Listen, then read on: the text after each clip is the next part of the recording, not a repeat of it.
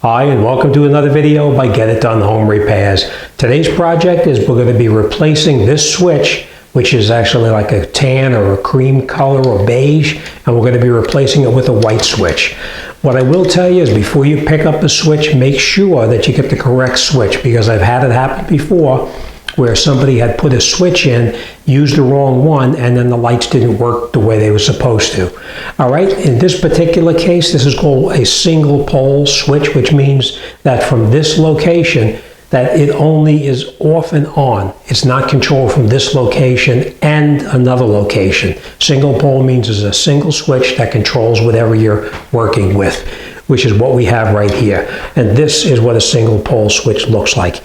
Two connections just like this, and over here is our ground right here. If it was a three-way switch, there would be another wire connection on the side over here. So make sure you get the right ones. In the particular case that I'm talking about, somebody actually bought one at the big box store. It was in the box. They took it home and it said single pole. They put it in, and as it turns out, it wasn't a single pole, it was a double pole. All right, so we'll make sure you get the right switch. All right, enough talking. Let's get in there, and I'm going to show you what tools you're going to need, and we'll get this job done. Okay, this is an example of what you're going to need. You're going to need possibly a pair of needle nose pliers. We're going to need a non-contact voltage tester or a regular voltage tester, whatever you have. We're going to need a couple of screwdrivers, Phillips and flathead. We may need some electrical tape, but we'll see how that goes. We need a utility knife. We need, of course, our new switch, and we need our new switch plate. And the screws, of course, that hold it on. All right, so the first thing we're going to do is we're going to come up over here, and as you can see, this switch has been painted to the wall right here. So we do not want to damage the wall by just taking out this screw right here and pulling it, because we will wind up ripping away some of the sheetrock right up in here, and it'll look horrible. So what we're going to do now is we're going to grab a utility knife, and we're going to cut very little around the top, right up in here, over on the side right over here, and of course down on the bottom right there, just to loosen this switch up from the drywall so we can take it out without doing any damage.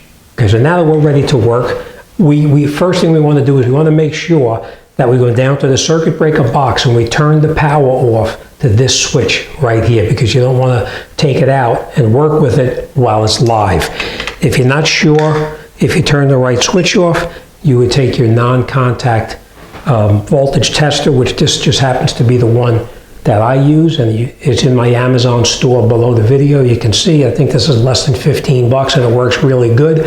I do make a small commission if you buy anything from my Amazon store, just so you know.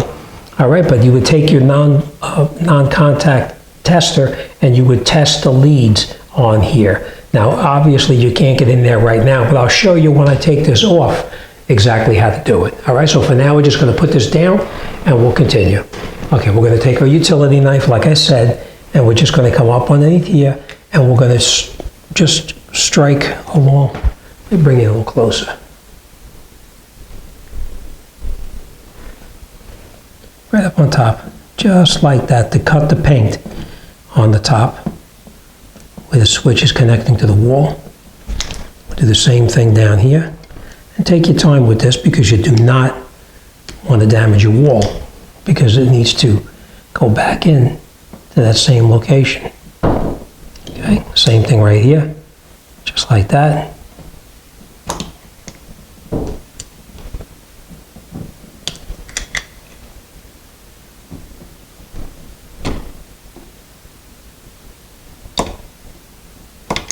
Same thing on the bottom right here.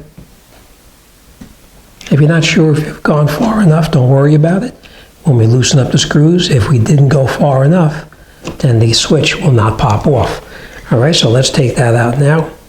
We're going to take our regular screwdriver here, and we'll just unscrew this. And as you can see, the bottom is already pulling out. Let's see what happens at the top.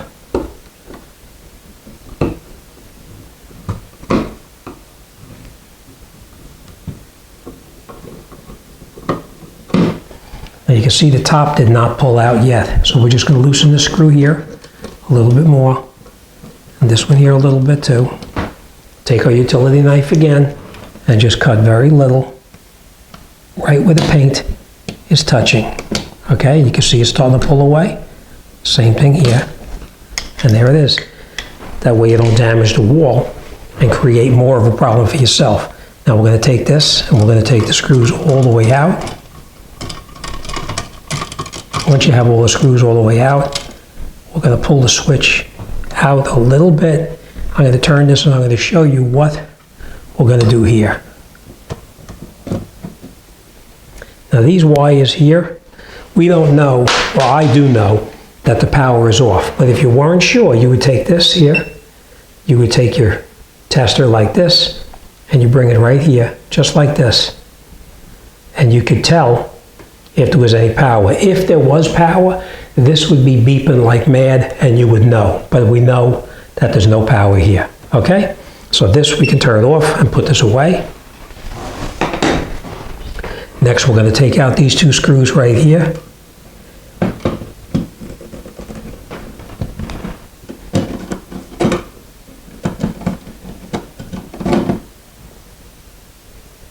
Same thing on this one.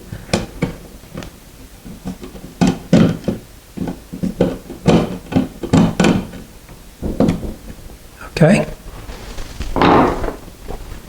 Now we want to put these wires back in the same location where they came off. This red one is down on the bottom and the black one is up on top. So that's the way we're gonna reconnect it.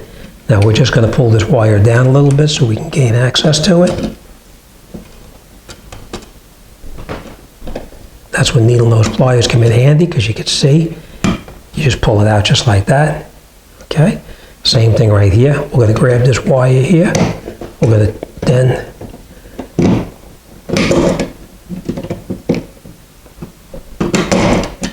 pull it up a little bit more.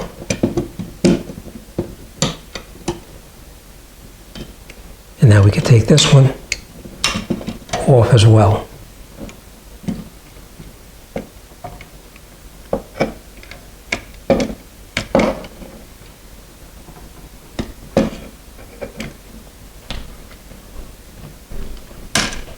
Okay, so this switch, now as you can see right here, you can see that that ground wire was not connected.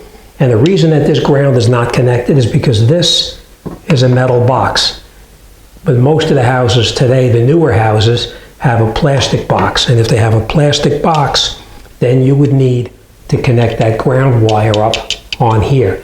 But being that this is a metal box, it gets its ground right through this screw right here and into that box right there. Okay, so let's put a new switch in and let's put this back together and we'll finish it up. Okay, now when you look at the switch itself, the switch will tell you where is the top. And if you look right on the very top, right up here, it tells you top. Another way to tell is when you look on the very bottom right here, the name of the company is not upside down, it's right side up. If you were putting a switch in wrong, then that name would be like this and would be upside down, and we know that's wrong. All right, so this is the way it's going to go, and we're going to connect it up. Now you can see I did screw in that ground wire right there. We put this all the way in because we are not going to connect the ground wire up to it. All right, next thing we're going to do now is we're going to take this wire here that we previously took off. We're going to put it around this screw like that. We'll take our needle nose pliers, grab the wire, and just squeeze it closed to make a nice tight loop around just like that. Okay? Now the wire, you want to put it around this direction clockwise because as you tighten up this screw, it pulls that wire in tighter. So we're going to hold this wire right up here and we're going to tighten that screw up right there. All right, so let's do that.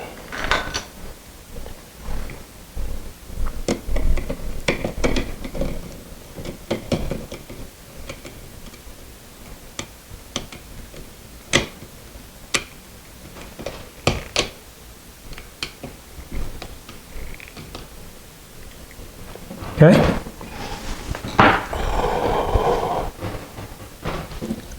Let's make sure it's nice and tight, which it is.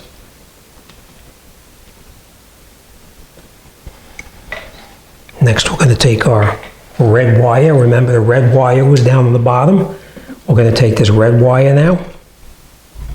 We're going to wrap it around that screw just like that. And again, we're going to grab our needle nose pliers and we're going to pull that wire in just like this and squeeze it so that's nice and tight, just like that. Okay? And we're going to hold our wire up like this, and then we'll tighten up this screw like this. Again, it's in the clockwise position where it's tightening up. Okay? Nice and tight. All right, let me grab a Phillips head and we'll screw this back in.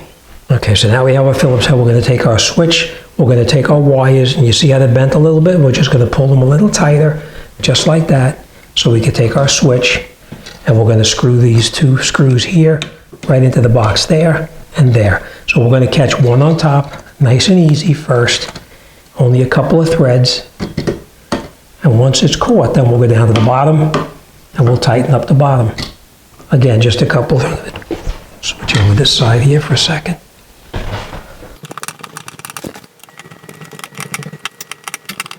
And we just screw it down until these little ears touch into the sheetrock over on the side right here. You don't want to tighten it too tight. You just want to snug it down. You want to center the switch in the opening just like that. Okay, same thing here. Push it over there. You can tighten it down. Just till those little ears on here, this one and this one, touch to the wall.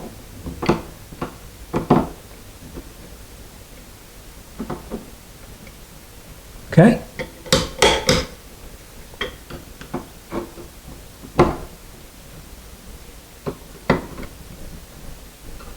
Okay, nice and tight. The switch is in. Let's put our cover on and we'll wrap this job up.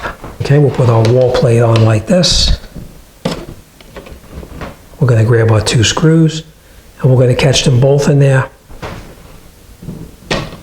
Just by a couple of threads until we have them both in there.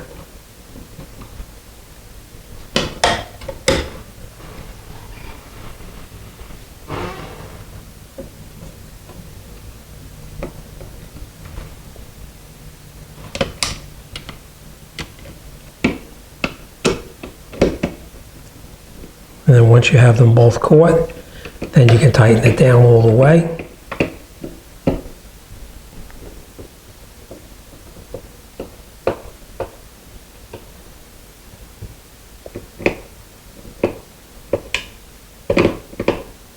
Okay.